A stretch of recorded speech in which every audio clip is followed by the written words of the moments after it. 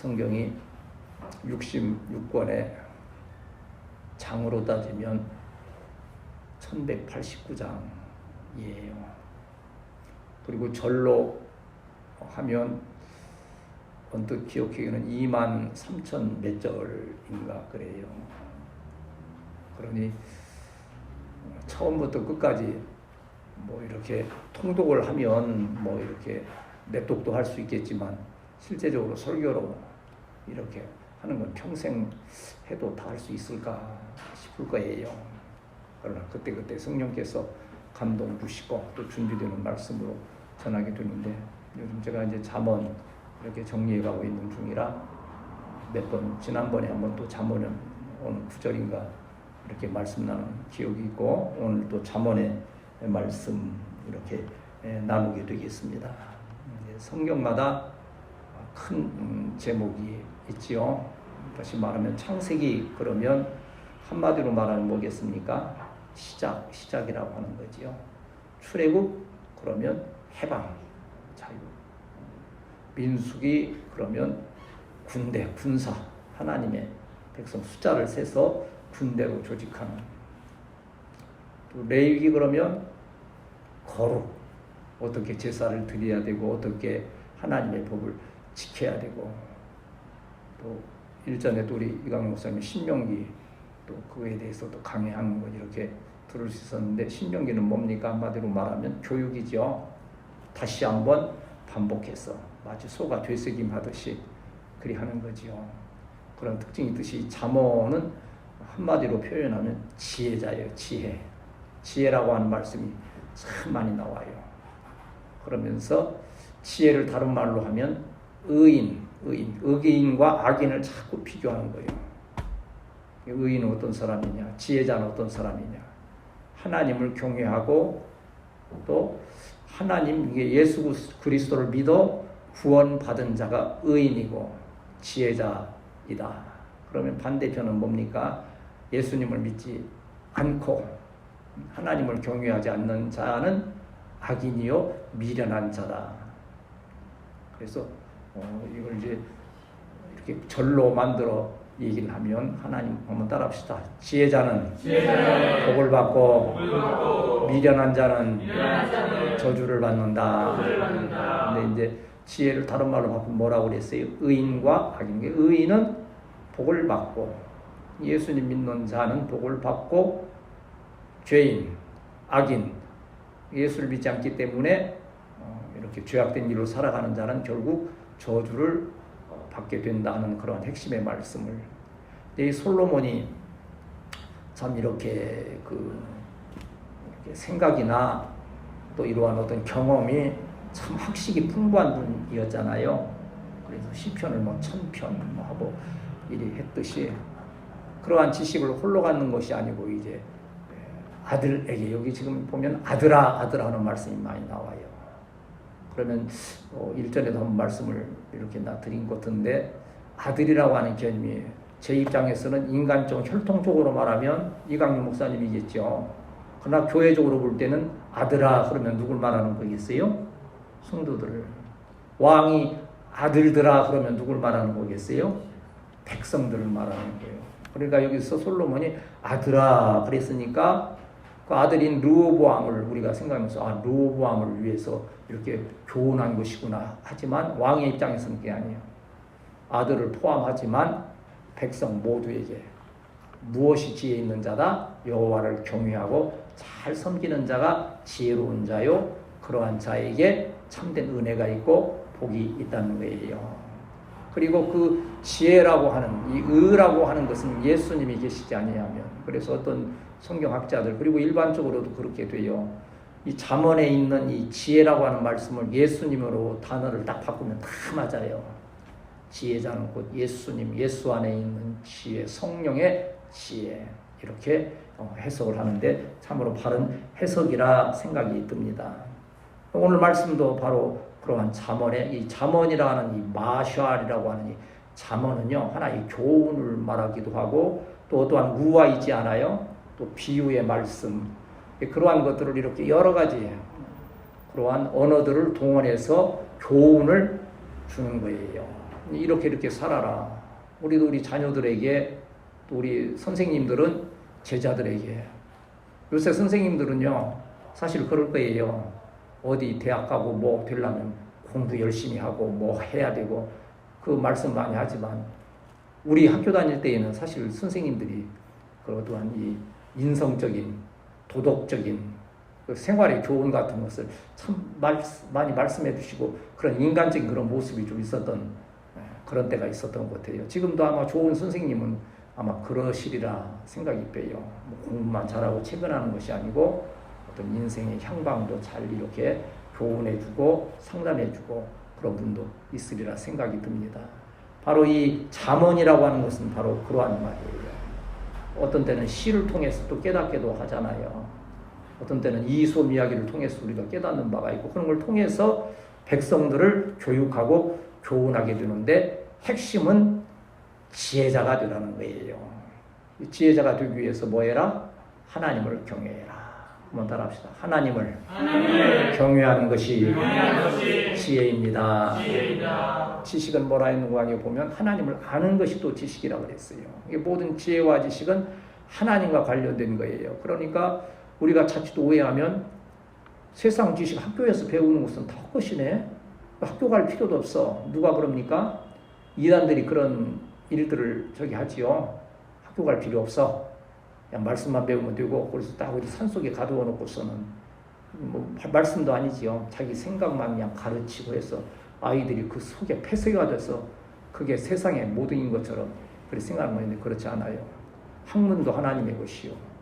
세상의 어떤 그 지식과 이런 경험도 하나님의 것이요. 이게 그것이 하나님의 그 선하신 뜻을 위해서 쓰임 받느냐 하고, 우리 이제 믿음이 또 건우 애찬이 가는 길이 또 있을 것이고, 지금은 좀 어찌 보면 그 길을 갈 수 있을까 하는 부분도 있지만, 지금부터 마음에 좀 작정을 가져야 돼. 여러분들이 하나님께서 어떠한 길로 또 인도하실지는 더 기도해야 되지만, 그러나 여러분 마음 가운데 이렇게 되었으면, 어제도 어떤 그 충청남도 그 지사하시는 분, 뭐 좀 죄송한 얘기지만 인물도 별로 없는 거고 별로 할 것 같지도 않은데, 그래도 지사가 되고 국회의원을 3번이나 했다는 분이 잠깐 나와서 인터뷰 하더라고요.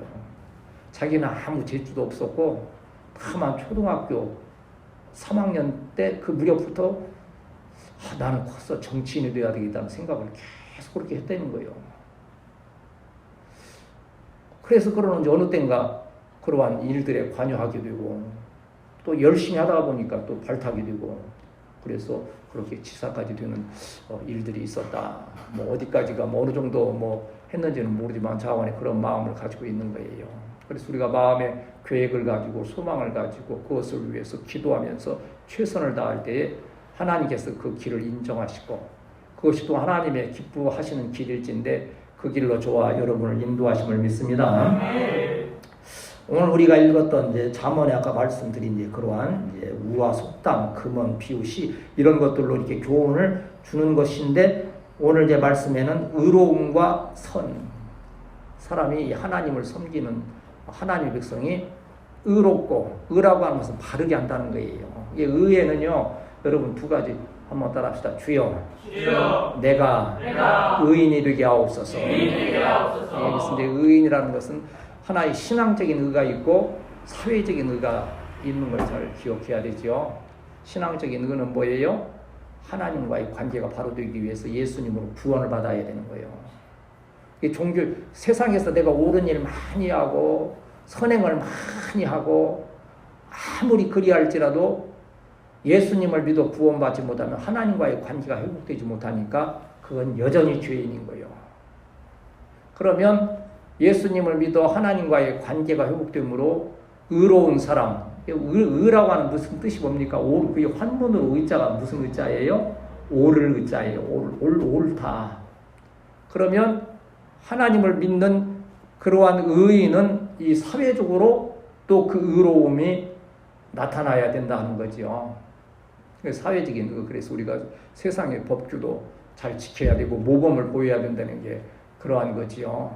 근데 좀 어찌 보면 좀 우스꽝스러운 얘기도 하지만, 저기 뭐 기도원 아주 막 불부는 불 붙는다고 하는 기도원 막 예배 시간에는 막 난리가 난대요. 그냥 성령 받았다고 막 벌쩍벌쩍 뛰고 뒤집어지고 그래서 막 사랑해야 된다 그러면 막 나가서 그냥 자기 그냥 뭐 팔이라도 하나 자르듯이 막 사랑 고백했다가서 딱 예배 끝나자마자 막 달려나가기 시작한다는 거예요. 뭐요? 버스 먼저 타려고. 늦게 가면 안 되니까. 뒷사람 뭐 처지든 할머니 처지든 애기 넘어지든 그냥 자기 먼저 타야 되겠다는 그 생각 일념에 그런다 하면서 그러니까 교회 안에서 생각했던 은혜 그러한 의와 또 밖에서 우리가 행하는 의에는 너무 큰 차이가 있는 경우가 많다. 그래서는 안 된다. 하나님의 자녀는 교회 안에서든지 밖에서든지 항상 신앙적인 의와 또 사회적인 의를 잘 통해서 그리 통하면 하나님께서 은혜와 복을 주신다는 거예요. 그러한 말씀을 잘 기억하면서 오늘 본문을 한번 살펴보도록 하겠습니다. 이 의인 하나님의 자녀 구원받은 의인은 어떻게 살아가는지 27절 28절을 같이 읽습니다. 시작. 내 손이 선을 행할 힘이 있거든 마땅히 가진 자에게 베풀리라 하지 말며 내게 있거든 이웃의 일을 갖다가 내일 가져오라 내일 주겠노라 하지 말며 하나님의 의를 입은 하나님의 자녀 의인은 지혜로운 자는 뭐라고 하는 거예요? 이웃을 사랑하여 선행을 베푸는 자다.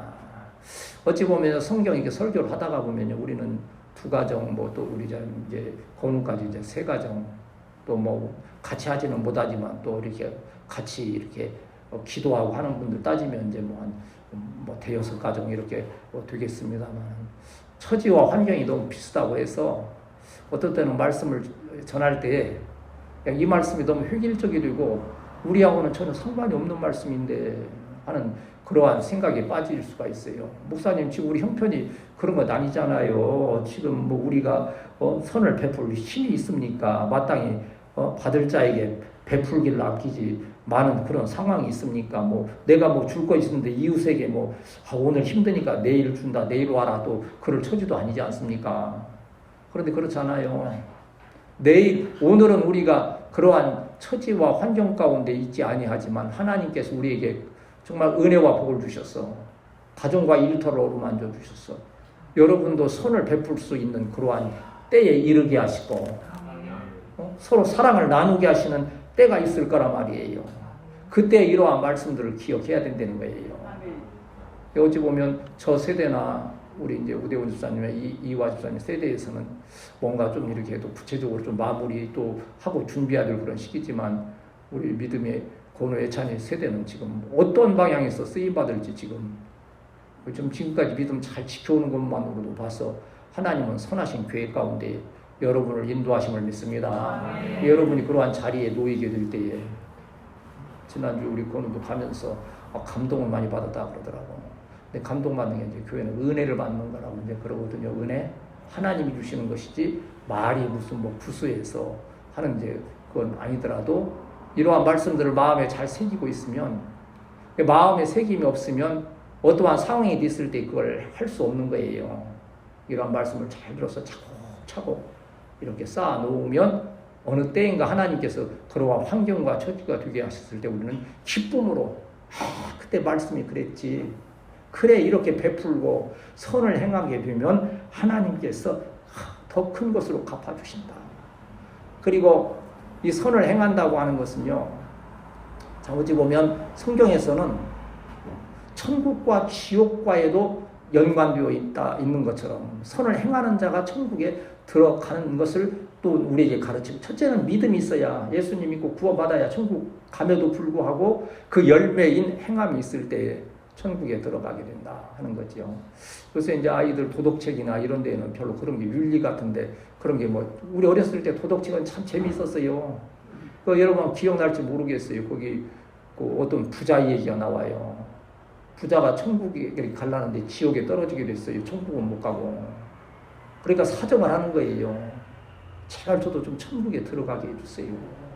그러니까 거기 있던 예수님이라 그럴까 지금 누군지는 자원에 그러시는 거예요. 혹시 그러면 하도 저렇게 사정을 하니까 제가 무슨 좀 선한 일, 착한 일을 한 일이 있는지 한번 자세히 살펴봐라. 그리고 막 그걸 이리저리 살펴보니까 딱 한 줄이 나오는 거예요.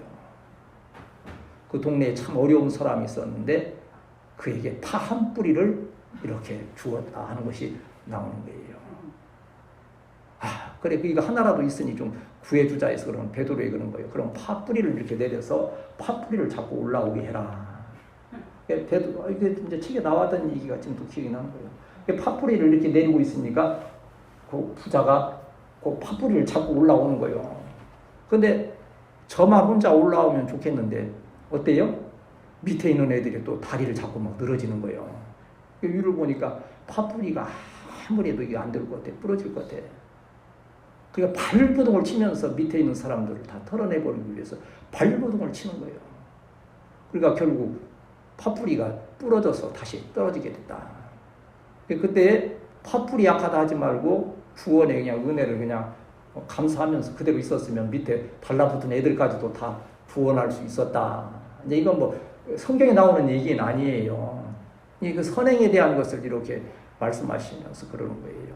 하나님께서 우리 성도들에게 이제 복을 주셔서 누구에게인가 베풀 힘이 있을 때에 정말 주님의 영광을 위하여서 하나님의 자녀로서 선하게 베풀 수 있는 우리 복된 성도들이 되시기를 축원합니다.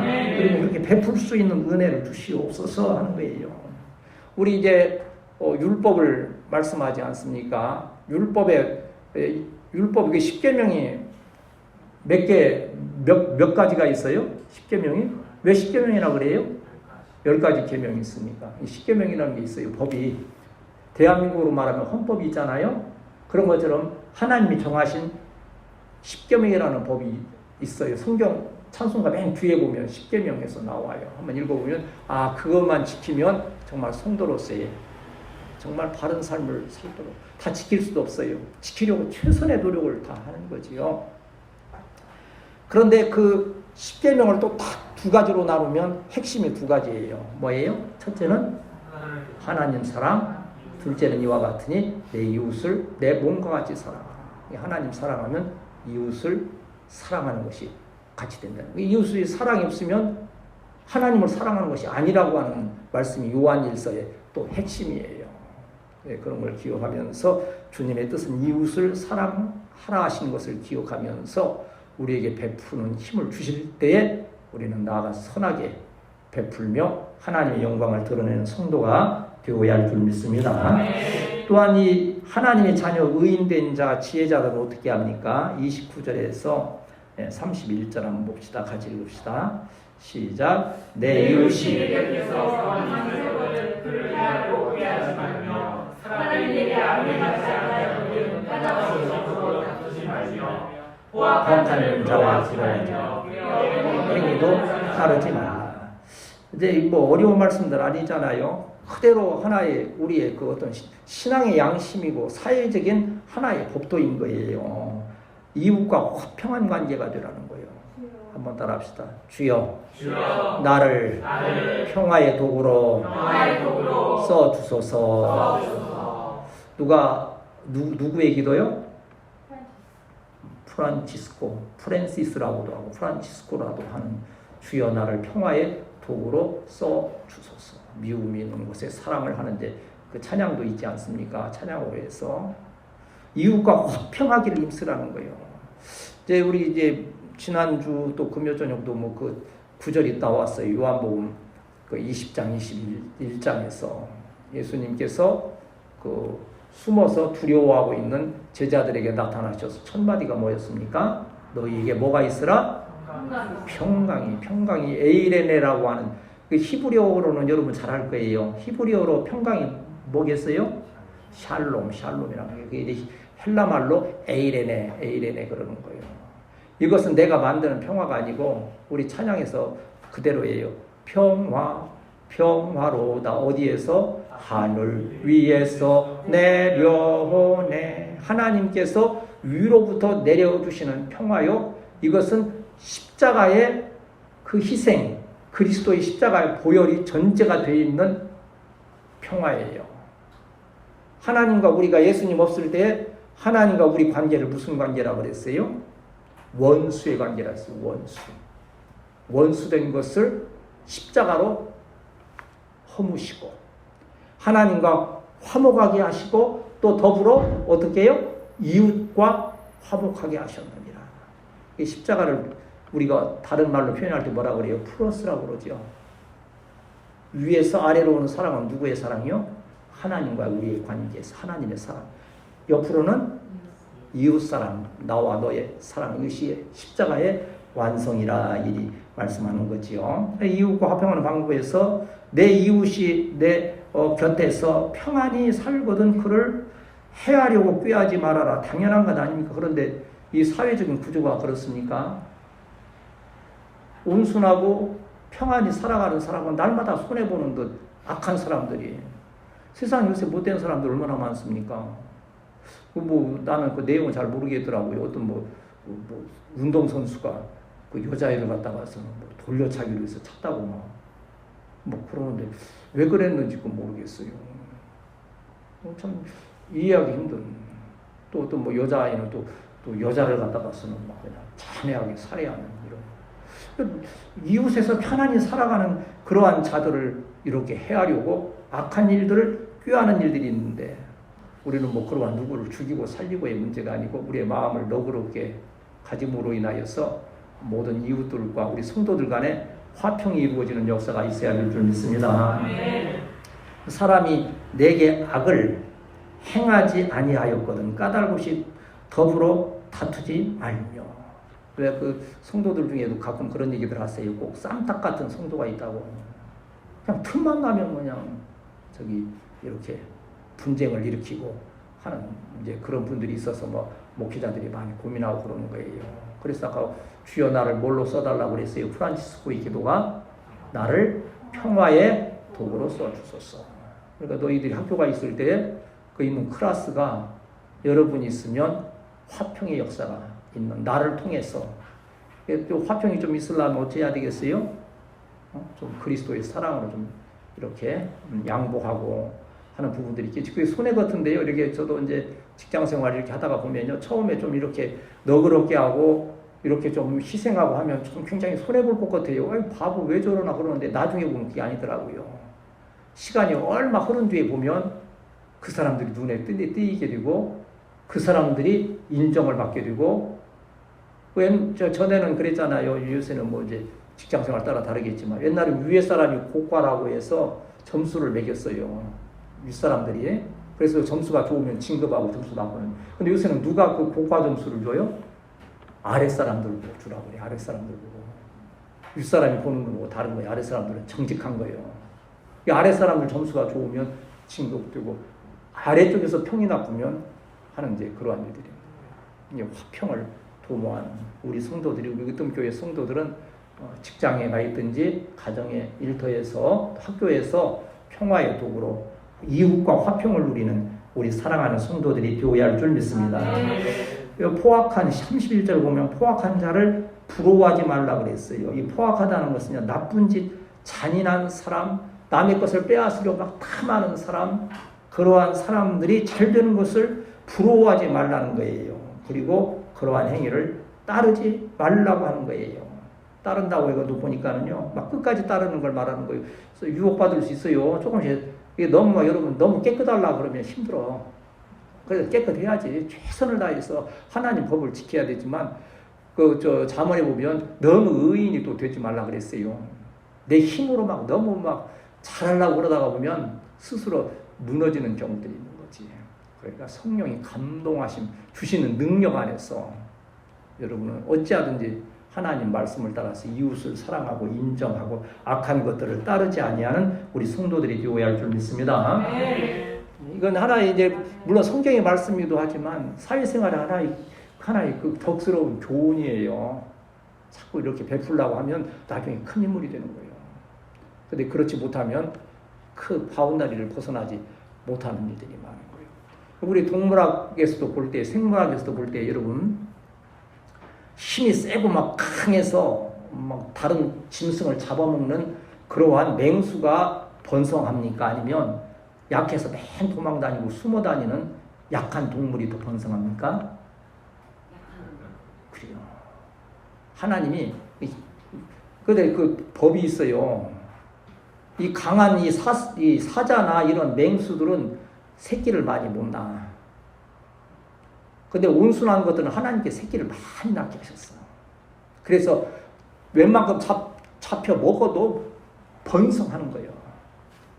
토끼 같은 경우는 뭐 1년에 몇 차례씩 막 좀 놔두면 하듯이. 하나님은 그렇게 섭리하신 거예요. 그걸 통해서 우리가 교훈을 받도록 하신 거예요. 온유한 짐승, 온순한 것들은 더 번성하도록 하는.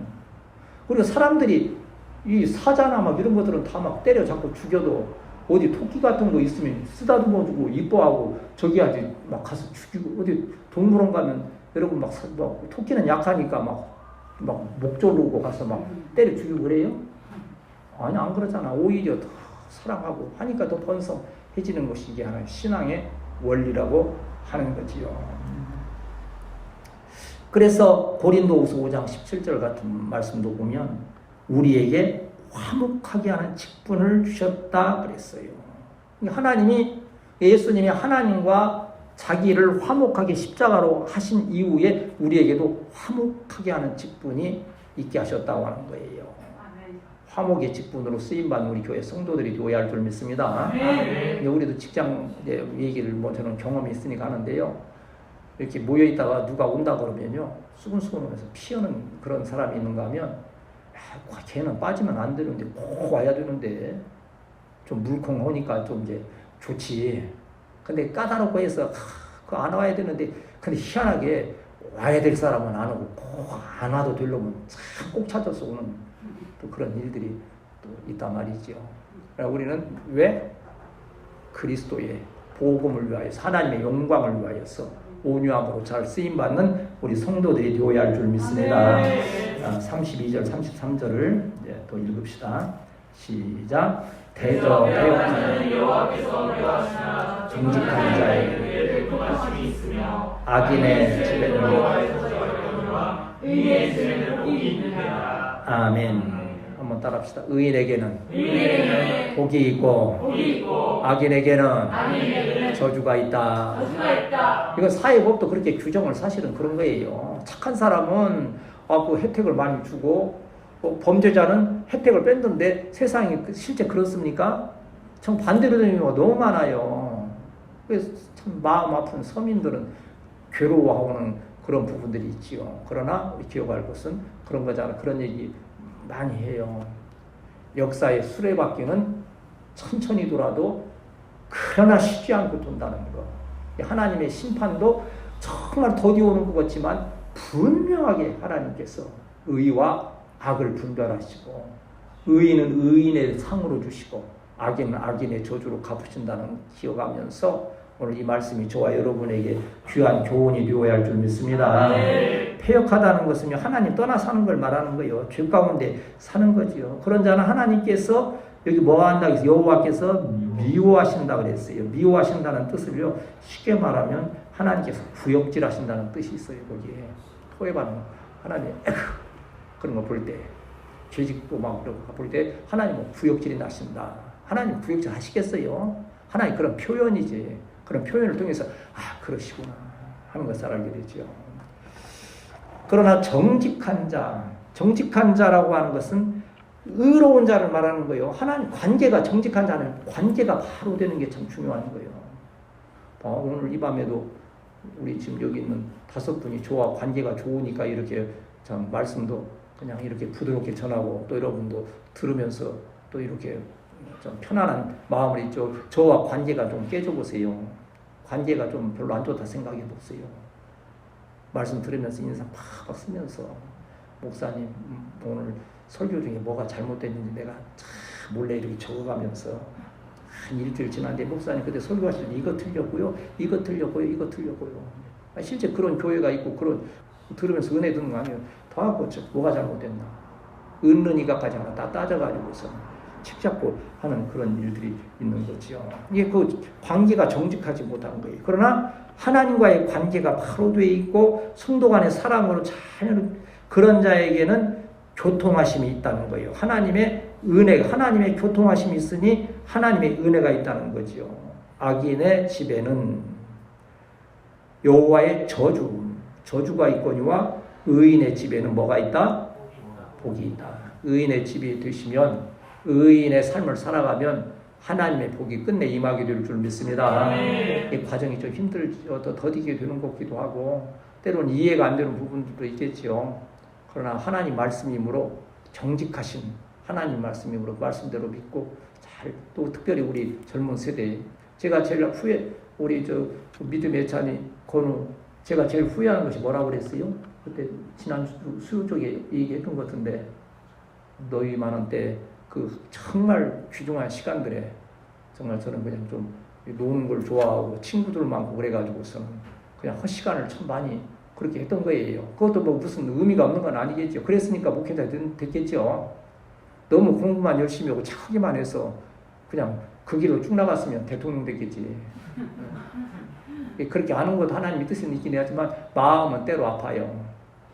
그때 좀 했더라면 온과 같은 이런 부진함도 없을 건데 하는 거지만 그러나 뭐 그건 이제 별로 뭐 좋은 생각은 아니고 지금 현재에서 최선을 다하다가 주님 부르시면 호련히 가는 거니까 뭐 낙심하고 그러나 여러분은 조금은 저보다 우대원 집사님 이화 집사님도 저보다 조금은 그래도 여유 있잖아요. 어떻게 해서 하나님의 그 뜻을 따라서 정직한 자의 그러한 그 의인에게 주시는 복을 체험하는 우리 성도들이 되어야 할 줄 믿습니다. 그래서 시편 1편 그 말씀의 핵심이 그거잖아요. 여기 시편 뭡니까? 시편 1편 1절에 복 있는 사람은 악인들의 꾀를 따르지 아니하며 죄인들의 길에 서지 아니하며 오만한 자의 자리에 앉지 아니하고 오직 여호와의 율법을 즐거워하여 그 율법을 취하로 묵상하는 자로다. 묵상이 하다라고 하는 것은 중얼중얼 그게 무슨 중이 뭐 스님 연불해듯이 한다는 게 아니에요. 그 의미를 알고 우리 참 저는요 그 연구를 안 해. 저도 이렇게 뭘 한번 시작하면 연구를 열심히 하는 편이기 때문에 언젠가는 한번 불경을 한번 내가 이렇게 연구를 해볼까 하는데 너무 복잡해서 그 시간 너무 걸릴 것 같아서 안 해. 아예. 무슨 뜻인지도 모르고 하잖아요. 뭐 겨우 한다는 게 나무함이 탑을 뭐 그 정도나 좀 뭐 많이 들었지 뭐 반일 반야 뭐 좀 하는데 근데 성경의 말씀은 막 정확한 거예요. 모른다 하나나 있어요. 그 깊은 뜻은 다 모를지라도 그런데 시편 1편 그쪽 나가다 복이 있는 사람은 하다가 6절에 그래요. 무릇 의인들의 길은 여호와께서 인정하시나 악인들의 길은 어떻게 한다? 망하리로다 그랬어요. 의인의 길이 첫째 의가 두 가지라고 그랬어요. 첫째 의가 뭐라 그랬어요? 하나님과의 관계가 누구 안에서? 예수 그리스도의 구원의 은혜로 말미암아 하나님과 관계가 바로 된 그 의인이 복이 있다는 거예요. 그건 무슨 복이요? 영적인 복이 있는 거예요. 영적인. 그리고 또 한 가지 의는 뭐예요? 사회적인 의라고 그랬어요. 여러분 학교 다니고 있으니까 학교 학칙을 잘 지켜야 돼. 군대 가면 군대 규칙을 잘 지켜야 되는 거예요. 그래야 하나님의 빛이 성도의 빛이 빛된 삶을 살아감으로 영광을 드러낼 수 있는 거죠. 어찌 보면 우리 교회 성도들은 너무 잘 지켜서 어떻게 보면 바보스러울 때도 있지. 우리 신호 한 번도 안 어기잖아. 어디 갈 때. 파란불 켜지면 가고 빨간불 켜지면 안 가고 그러잖아. 요즘에 그 전에는 이제 가끔 이제 오고 갔지만 그래 최선을 다해서 서로 하자고. 뭐 제일 안 지키는 게 저지요 사실은. 야 가자 그냥 바쁜데 뭐 좀 하긴 해도 그래도 최선을 다해서 지키려 하는 거 그것도 귀한 일인 줄 알고 그렇게 할 때에 또 우리가 빛된 삶을 살게 됨을 믿습니다. 34절 35절 같이 읽읍시다. 시작. 진실로 교만한 자를 비웃으시며 겸손한 자의 은혜를 베푸시나니 지혜로운 자는 영광을 기업으로 받거니와 미련한 자의 용담은 수치가 되느니라. 여기 오늘 이제 보면 지금 이 잠언은 두 개로 나누는 막 그게 있다고 그랬잖아요. 뭐뭐가 아까 지금 있었다 그랬어요. 첫째는 지혜로운 자와 미련한 자가 있는가 하면 의인과 악인이 있고 정직한 자와 부정직한 정직하지 못한 자가 있고 오늘은 또 뭐 또한 지금 여기 34절 35절에서는 지금 뭘로 나누어졌어요? 아니 이제 겸손한 자와 교만한 자 이렇게 나눠지잖아요. 여기 보면 거만한 자라 그래요. 거만한 자는 하나님께서 뭐 하신다고요? 성경 그대로 보고 얘기하면 돼요. 비웃으신다고 그랬어요. 시편 2편에도 어떤 말씀이 나옵니까? 세상의 여러분들이 하나님 맹 것을 막 끊어버리자 할 때 하늘에 계신 하나님께서 어떻게 하신다고 하셨어요? 비웃으신다 그랬죠. 하나님은 다 보고 계시고. 그래서 하나님이 싫어하는 자는 교만한, 거만한 자라고 하는 거예요. 하나님이 사랑하는 자는 그럼 누구예요? 겸손한 자예요. 겸손한 자는 어떻게 합니까? 사모하고 마음이 심령이 가난한데, 심령이 가난하다 할 때 여러분, 심령이 가난하다니까 뭘 돈이 없는 자가 복이 있다는 뜻인가? 여기 심령 루아우라고 하는 이 영이라고 하는 것은요, 성령을 말하는 거지요. 푸뉴마, 이것은 성령의 가난한 자. 가난한 자는 뭐합니까? 보세요. 여기 우리 고양이 봐도 내 주일날 지금 고양이에 대해서 할 얘기가 좀 있어. 내가 좀 유감스러운 게 좀 있어 지금. 근데 보세요. 밥 몽땅 먹고 딱 이렇게 있으면요, 별로 그렇게 안 따라다녀요. 별로 그렇게 뭐지거졌는데 밥 뚝 떨어져서 집 밖으로 비워보세요. 치가 배고프고 좀 하면 모아서 뭐 비벼 싹 그러면서 빨리 밥 내놓으라고. 그게 뭐요? 우리는 심령이 가난하지만 고양이는 배가 고픈 거지. 배가 가난한 거지. 그러니까 우리는 먹는 것에 대한 이 굶주림에 대한 이 사모함도 있지만 특별히 영이 굶주려서 성령을 사모하는 우리 성도들이 되어야 할 줄 믿습니다. 그러한 자는 복이 있다. 뭘 소유한다고요? 그러한 복은 천국이 저희 것이며. 그래 했다는 거죠. 절대 여기서는 거만한 자를 하나님께서 비웃으시지만 여기 또 34절에 겸손한 자에게는 뭘 베푸신다 그랬어요? 은혜를 베푸신다. 그러니까 그게 또 이제 35절에서는 또 뭘로 나와요? 지혜로운 자와 미련한 자로 나오잖아요. 지혜로운 자는 영광을 기업으로 받는다. 이 영광이라고 하는 것은요, 빛나는 것도 있지만, 빛난다는 게 여러분 뭐 하면 빛납니까? 돈 없는 사람 앞에서는 뭐 하면 빛이 납니까? 돈이 많으면 빛나는 거죠. 맨 쫄벽만 있는 데서 높은 사람 있으면 빛나는 거예요. 하나님의 빛을 비추는 것은 여러분이 잘 되는 거예요. 뭐가 잘 되는 거예요? 영원히 한번 따라합시다. 영원히 잘 된 같이. 범사가 잘 되고 강건하게 하옵소서. 그렇게 되려면 정신을 팍팍 차려야 되는 거죠.